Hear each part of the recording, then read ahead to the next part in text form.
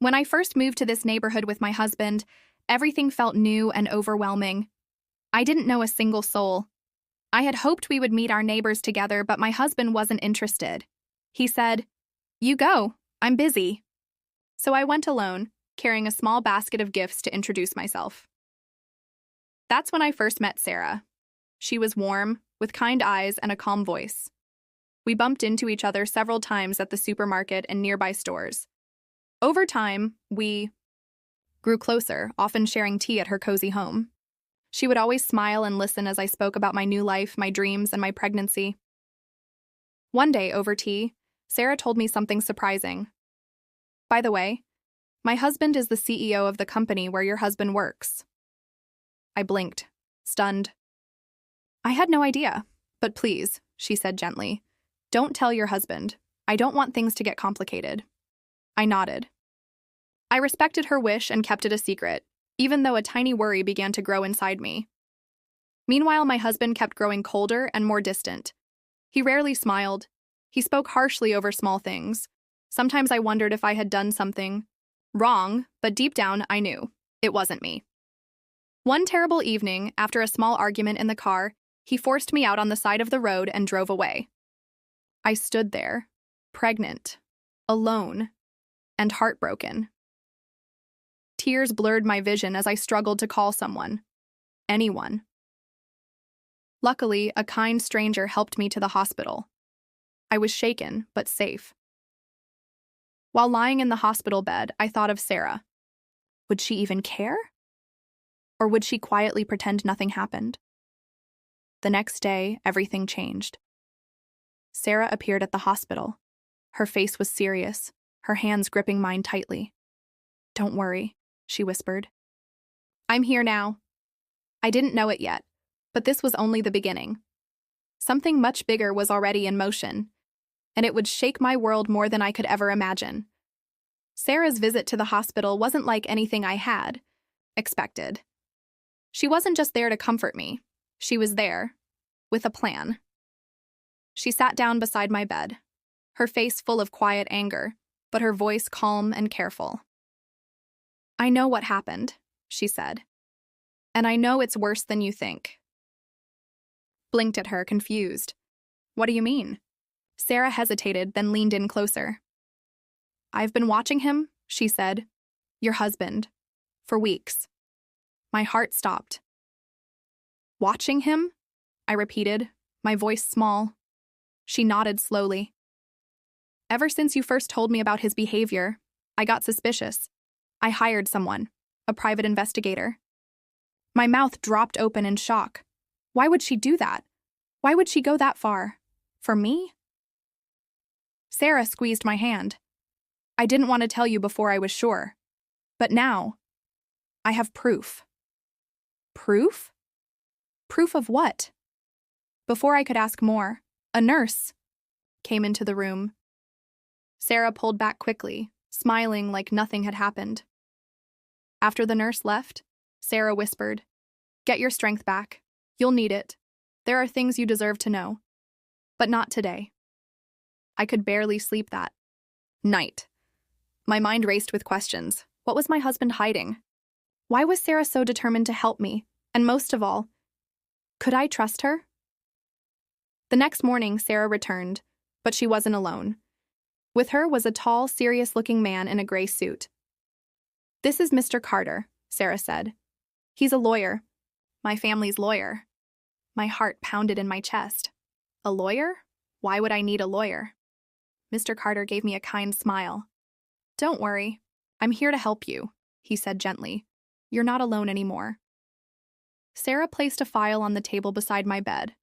Inside were photographs, documents, copies of emails, bank statements.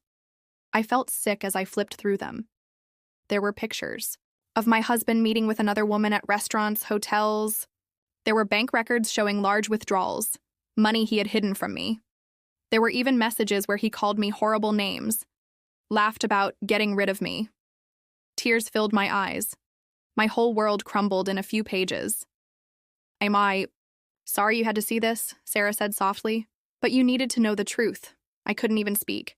I just nodded, my throat too tight with pain. Sarah wasn't finished. "Listen carefully," she said, her voice lowering. "We're going to help you, but you must stay quiet. Act like you don't know anything. No arguments, no signs. You're still weak. And he's watching." I nodded again, trembling.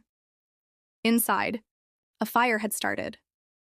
Small, flickering, but growing stronger every second. I wasn't going to be his victim. Not anymore. And Sarah. She wasn't just a friend. She was something much more powerful. But why? Why was she doing all of this? I would find out soon enough, and when I did, everything would finally make sense. The days that followed were a strange kind of nightmare. Stayed in the hospital, recovering slowly, pretending that everything was fine, pretending I still loved him, pretending I didn't know. My husband visited almost every day, bringing flowers, smiling, telling the nurses how much he adored me. But behind his soft words, I saw it now, the lies, the guilt, the fear that maybe I knew more than I let on. Sarah warned me to play along, and I did. It was the hardest thing I had ever done. Every hug made my skin crawl. Every kiss on my forehead made me want to scream. But I smiled. I nodded. I thanked him for being such a good husband. All while the fire inside me grew hotter, stronger. One night, Sarah visited again, slipping into my room after hours. She closed the door carefully and turned to me, her eyes serious. "It's time," she said. I sat up straighter, my heart hammering. Time? For what? Sarah pulled out a small device, a hidden recorder.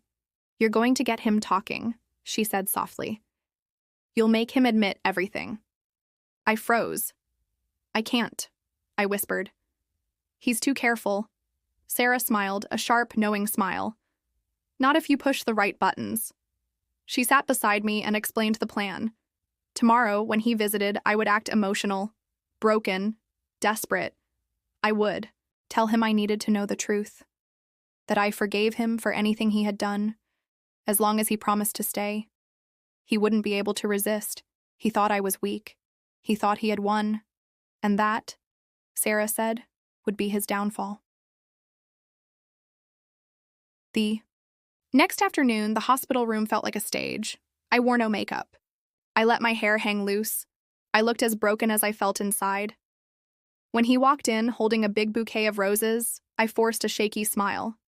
"Hi," I whispered. He rushed to my side, overflowing with fake love, telling me how much he missed me. How he couldn't wait for me to come home. I let tears fall. Real ones. He thought they were for him. I choked out. "Can you just tell me the truth?" He stiffened. I grabbed his hand, squeezing it like I was terrified. And maybe I was. But not for the reasons he thought. "I don't care what it is," I said. "I'll forgive you. I just need to know. No secrets between us." He stared at me, calculating. I held my breath. Then he smiled. The cruelest smile I had ever seen. And slowly he began to talk. The recorder hidden in the nightstand caught every word. He confessed to everything. The affair. The money he had stolen. How he had planned to leave me the second I was out of the picture. How he had even thought about speeding things up, making sure I didn't recover. My blood ran cold, but I didn't stop him. I smiled through my tears. I nodded. I told him I understood. Inside, my heart was screaming. When he finally kissed my forehead and left, promising to bring my favorite dinner tomorrow, I collapsed onto the bed, shaking. Sarah slipped into the room minutes later. She had heard everything through a small earpiece. "You did it," she whispered, squeezing my hand. "You're free now." But deep inside, I knew it wasn't over yet. Not even close. Because what Sarah hadn't told me was this. She had a secret too, and it would change everything. I barely slept that night. Every time I closed my eyes, I heard his voice again. Laughing. Confessing. Admitting he would have let me die. The only thing that kept me from falling apart was Sarah's hand in mine, steady and strong. But just before sunrise, as the hospital room lay dark and silent, Sarah leaned closer and whispered, "There's something else you need to know." My stomach twisted. I turned to her, but she wouldn't meet my eyes. "I didn't just find out about the affair last week," she said slowly. "I've known for months." I froze. "What?" I breathed. Sarah looked pained, as if every word hurt to say. "I wanted to tell you," she said. I tried. "But you were so happy. You had just gotten the promotion. You were planning your dream vacation. I couldn't destroy that for you. I felt like the ground shifted under me. You let me live a lie," whispered. Sarah shook her head quickly. "No, I tried to find proof first. I didn't want to just accuse him without something solid. But by the time I got real evidence..." She paused. "You were already sick." I stared at her, my heart pounding louder with every second. "You think he made me sick?" I said. Sarah hesitated, then nodded. Tears burned my eyes. All this time, the man who held my hand in the hospital, the man who promised to love me in sickness and in health, he might have caused the sickness, and Sarah had known. I turned my face away, staring at the dark window. I felt anger, grief, betrayal. But most of all, I felt something else. Something cold and sharp building inside me. I wasn't going to cry anymore. I wasn't going to ask why this happened to me. No, I was going to finish what we started. I was going to make sure he paid. Later that morning, Sarah laid out the next steps carefully, like a general planning a battle. "We have his confession," she said. "But it's not enough." I frowned. "What do you mean?" She leaned closer. "We need proof he stole your money. Proof he transferred it to someone else." I remembered the way he had smiled when he thought he had won. I remembered how confident he was, how sure that I would never find out. "How?" I asked. Sarah smiled. "You're going to ask him for help." The plan was crazy, dangerous, but it was our only shot. The next time he visited, I would tell him I needed him to move some money around for me. Say I was too weak to handle it myself. Beg him to protect me just like he always promised. And he would do it, thinking it was part of the prize he had won. He would leave a trail we could follow straight to his hidden accounts. Once we had everything, he wouldn't be able to talk his way out. Not to the police, not to a judge, not even to the world. That afternoon, when he walked into my hospital room with another perfect smile, I played my part. I clung to him. I cried into his shoulder. I told him how scared I was about the future. I begged him to help me move my savings into a safe account. I watched his eyes light up. He thought he was winning again. Good. Let him think it, because very soon the ground beneath him would crack wide open, and he would have no idea until it was far too late. The next few days felt like I was living in a dream. Every moment I rehearsed my lines, every word I would say when I asked him for help, every move I would make to make sure I stayed one step ahead. But the hardest part wasn't the plan itself. It was the waiting. The waiting made my heart race. It made my mind scream for answers. Would he fall for it? Would I finally have the chance to make him pay? The morning of our meeting arrived. I was ready, but nothing could have prepared me for how easy it was to act like everything was fine. When he walked in with that smug grin of his, I wanted to scream. I wanted to slap him, but I held it in. I had a job to do. "Lisa, you look better today," he said, sitting next to my bed. His eyes were searching me, as if he still didn't quite know what was going on. I smiled weakly, as I always did when he was near. "Thank you," I said, my voice trembling just enough to keep him from suspecting anything. "Listen, I need your help." He leaned forward, his attention now entirely on me. "What is it?" He sounded so calm, so sure that he had me under control. It made my stomach turn. "I need you to move some money for me." I said, making my voice sound as fragile as I could manage. I'm too weak to handle it right now. Can you do that for me? His eyes gleamed.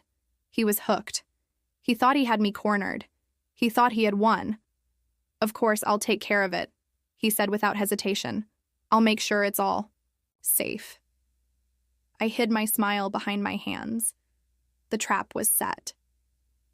For the next few hours, I played my role perfectly. I pretended to be helpless. I let him believe he had control. I watched him make the transfer, never once suspecting that every move he made was being carefully tracked. Every password, every security question, every transfer. It was all mine. And when the time came, I handed over everything to Sarah. She smiled, her eyes sparkling with a knowing glance. You've done it, she said. It's all there. I couldn't help but feel a rush of power, the feeling of having control, when he thought he had won. It was like a sweet taste of revenge. But as the hours passed, the excitement faded. I couldn't help but feel a weight growing in my chest. I hadn't won yet, not completely. The next step was going to be harder. Exposing him, taking everything he thought he had. And there was no turning back. Later that night, I lay in bed staring at the ceiling. The phone in my hand felt heavy. I knew what I had to do next. I had to send the final message, and when I did, there would be no turning back. I tapped the screen and dialed Sarah's number. Are you ready? She asked when she picked up. I took a deep breath. Yes, I said. It's time. The next day, Sarah went public. She released everything.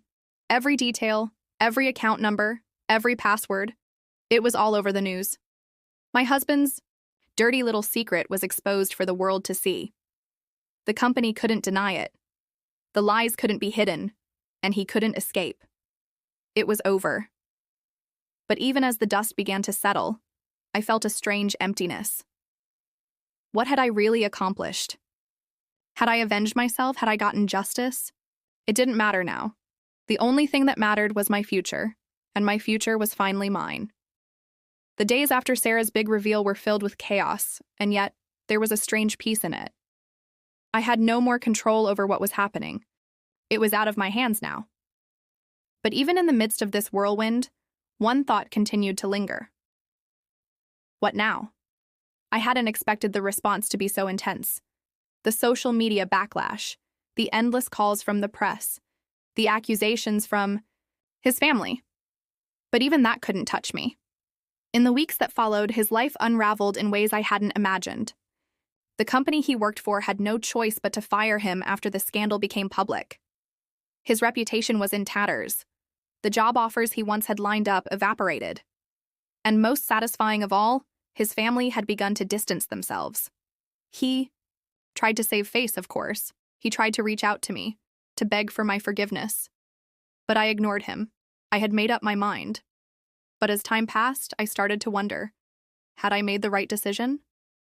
Part of me felt vindicated, but another part of me felt empty. As the divorce proceedings moved forward, I couldn't ignore the nagging thought that perhaps deep down, I was seeking something more than just revenge. Maybe I was looking for closure. I had lived for so long in a state of uncertainty, wondering if I had made the right choices. I had given up so much of myself to him. I had sacrificed my own happiness just to keep the peace. Now that the peace was shattered, what did I have left? I found myself talking to Sarah more and more, as though seeking answers to questions I didn't even know how to ask. She was always there for me, providing words of encouragement, reminding me that this wasn't the end. It was only the beginning. But that didn't change the fact that I was exhausted. One evening, after a particularly long day of phone calls and paperwork, I sat alone in my apartment, my mind racing. The silence was deafening. Then the phone rang. I picked it up, and my heart skipped a beat. It was him, David. I hesitated for a moment, then answered. Lisa. His voice came through, sounding different. I need to see you. Please. I felt a chill run down my spine. What did he want now? What for? I asked, keeping my voice steady. I've been thinking a lot about what happened, and I want to make things right. Please just hear me out. I sat back staring at the screen. I had never expected him to come crawling back like this. After everything that had happened, why now? I closed my eyes, weighing my options. Should I meet him? Could I finally put all of this behind me? Or would seeing him again only open old wounds?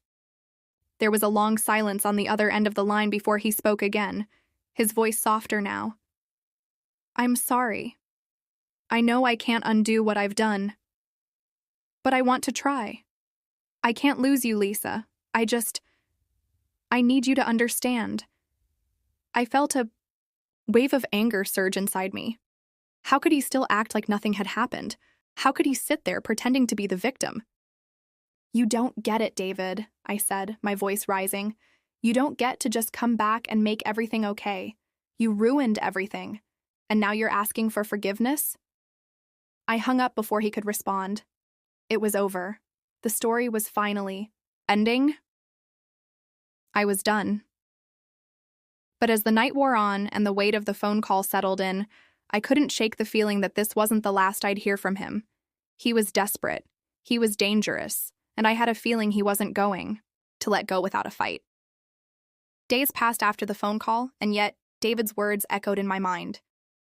I need you to understand. But how could I? How could I ever understand the depths of his betrayal? I had given him my trust, my loyalty, my heart, and he had thrown it all away.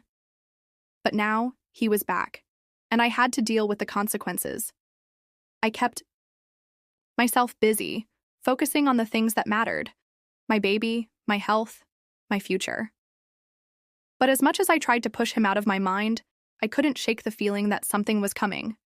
Something big. And then I received the letter.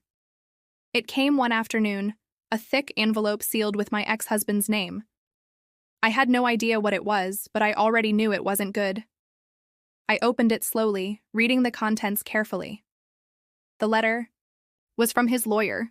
He was suing me for custody of our child, for the divorce settlement, for everything.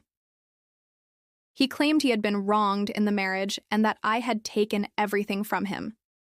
I felt a surge of disbelief. Was he serious? After everything he had done, after everything he had put me through, he was still trying to make himself the victim? I sat down, stunned, the letter trembling in my hands. But this time, I wasn't going to let him win. Not again. I called my lawyer immediately, explaining the situation. He assured me that this was just another attempt to manipulate me, another tactic to try and regain control, but I couldn't shake the feeling of unease that crept into my chest. The divorce was supposed to be over. This was supposed to be done. But now it was starting all over again. The next few days were a blur. I fought back with everything I had, gathering evidence, preparing my case. But every time I thought we were getting closer to the end, something new would come up. It was exhausting, emotionally, physically, mentally. But I couldn't give up. As the court date approached, I couldn't help but wonder, what if he had a point? What if everything had gone wrong because of me? What if, in the end, I was the one who was selfish? But then I thought about my baby, and I remembered all the nights I cried myself to sleep, wondering if I had made the right choice. And I realized, no matter what happened, I had to protect my child. I had to stand my ground. The day of the court hearing arrived. I walked into the courtroom, my heart pounding in my chest. David was there, sitting with his lawyer, looking more confident than ever. But I knew that this time, he wasn't going to win. The hearing was tense. Each side presented their case, but I felt something shift in the air. I felt like I was being heard for the first time in years. Finally, it was my turn to speak. I stood up, my voice shaking but steady. And I told the court everything. I told them about the abuse, the lies, the manipulation. I didn't hold back. I spoke with the strength I didn't know I had. When it was over, I was exhausted, but I knew I had done the right thing. And then the judge delivered the verdict. In my favor. I couldn't believe it.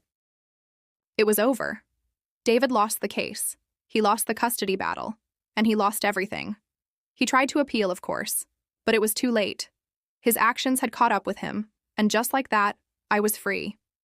It was a bittersweet victory. I had won, but I had lost so much along the way.